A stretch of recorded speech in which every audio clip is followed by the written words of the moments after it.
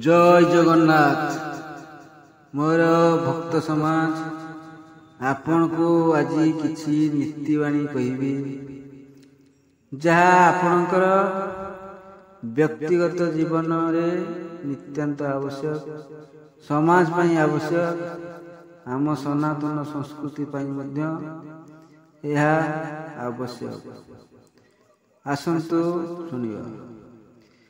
आपण जानिथिबे निजे जत्न न कले धन रक्षा हब नहीं। आपणकर धनर चाबी निज हाथ रे रखी तत्वावधान करतु, नहले मूषा नेला परी सबू बही जीव। पिता माता पुत्र को शिक्षा न देले पुत्र दरिद्र हुए। तेणु पुओ को झील को पढ़ांतु बढ़ांतु। बहु धन संपत्ति थाई निजर गुण नथिले दरिद्र हुए। संपत्ति काहारी नुहे, आज जनकर तो काली किंतु गुण नथिले समस्त आगे से नीच दरिद्र। निज वृत्ति न करी अन्य वृत्ति द्वारा जे बड़ होगा को मन करे से परे दरिद्र हुए। कूल व्यवसा छाड़िबा कथा नुहे। तेणु कूल व्यवसा करी शांति रे रहिले भल। निर्भर न कले कौन सी कार्य सिद्धि हुए नहीं। निर्भर कहा किसी करने को पड़ो। कार्य सिद्धि पाई जे सही पारे से ही बड़। जार सहीबार शक्ति अच्छी आउ किछि ता पाई बड़ नेता। जे नम्र ताहार जीवन धन्य हुए। नम्रता बड़ गुण। जे अन्यर अनिष्ट चिंता करे ताहार अनिष्ट भगवान चिंता करती। जे शीघ्र बढ़े से शीघ्र छिड़े वा नष्ट हुए। अल्प पढ़ी जार भावना बेसी से प्रकृत ज्ञानी अटे। पढ़ी जदि जानी न पारिबे किछि बुझिबार शक्ति नथिबो, सत्य संधान कर शक्ति नथिबो, सी जेते बड़ चाकरी हो बा ज्ञानी हो से अज्ञान रे गणा। जे बेसी कही बहादुरी देखाए से किछि करि पारेनी।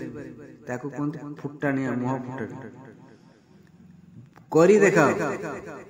न करी कले एया ही हब। असतवादी व्यक्ति कस्मिन काले विश्वास योग्य नुहे। यही मिथ्यावादी लोक के विश्वास करिवे नहीं। धक्का खावे।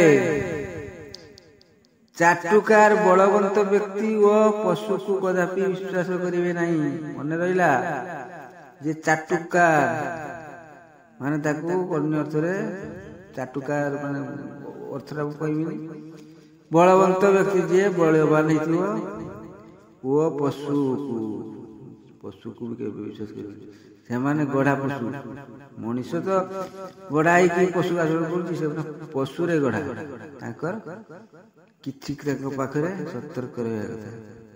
स्त्री जाति सर्वाग्रे माननीय अटंती। जो माने स्त्री को सम्मान दियंती नहीं एटी लक्ष्मी छाड़ी पड़ाती। देशाचार वो कुलाचार कथा को कदा च अवहेला करिबो नहीं। देशाचार कुलाचार ये बड़ जिनिष। धन आपणकर सत्य होइथिले मध्य काहारी मर्म कथा कहिबो नहीं। जानिच सत्य किंतु कहिकी काहारी मन रे दुख देबनी। काहारी न्याय करने को सहजरे जीव नहीं। କାହାରି ନ୍ୟାୟ କରିବାକୁ ସହଜରେ ଯିବ ନାହିଁ, କାହିଁକି ନା ବୁଝିକି ଯିବ। ହୁଏତ ଦୋଷଟା ଆପଣଙ୍କ ମୁଣ୍ଡରେ ପଡ଼ିପାରେ, ସମସ୍ୟା ଆପଣଙ୍କର ଆସିପାରେ। ଯେ ଅପରକୁ ଠକାଏ ସେ ନିଜେ ଠକେ। କେବେ କାହାକୁ ଠକେଇବେନି। କାହାରି ଧନ ଯଦି ଜଣେ ଧନ ତା ପ୍ରାପ୍ୟ ଅନୁସାରେ ନେବେ, ଅଧିକ ନେବେନି। କିଣା ବିକା ହେଉଛି ସବୁ।